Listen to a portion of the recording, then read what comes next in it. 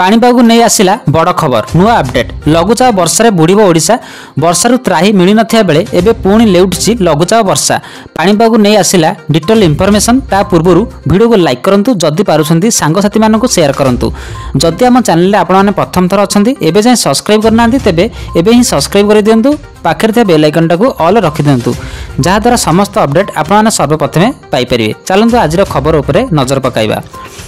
सूचना मुताबक पुणी हेब लघुचाप वर्षा। हाँ दर्शक बंधु बन्या पानी स्तर थमी नथिया बेले पुणी थे लेउटिछि लघुचाप। सूचना अनुसार छत्तीसगढ़ पुणी थे ता इच्छा मुताबक गेट खोली देछि ताहाकु संभाळिबा हीराकुद डैम पखे बहु कष्टकर विषय होई गलानी। तेणुकरी हीराकुद ताहार 4टी गेट खोली देछि जा फल महानदीर जलस्तर बढ़िबाकु लागिछि। तलिया अंचल में बास कर लोकों घर द्वार अटकी बन्या पानी सेठाकार लोकों गमनागमन करने असंभव हो जाइछि।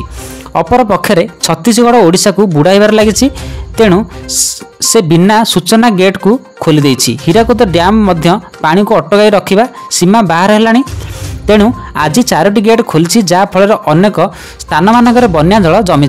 सेपटे भुवनेश्वर परिस्थिति मध्य अति दयनीय लोकों घरे पशिछि बन्या पानी। तेबे सेमानक आवासपत्र सबू नष्ट हो जाइछि। सेमानक सबू क्षेत्र में क्षति देखा मिली। तेणु लोके बहु कष्टर सम्मुखीन होउथिबा पाणीपाग विभाग कहिछि।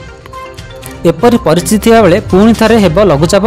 जदि पुणी लघुचाप हुए तेबे भुवनेश्वर अवस्था कौन हेब। अपर पक्षरे छत्तीसगढ़ मनमुखी गेट खोलिबा ओडिशावासी को घेरी बन्यार वातावरण। एबे उत्तर ओडिशा संलग्न अंचल में सक्रिय सदृश्य लघुचाप दुर्बल होई लघुचाप परिणत होइछि।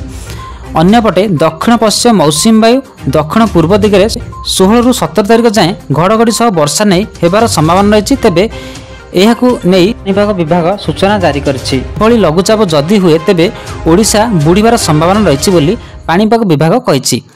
एही भली अपडेट पाइबा पई हम चैनल सह जोड़ी रहंतु। वीडियो को लाइक करे चैनल को सब्सक्राइब करनेबे।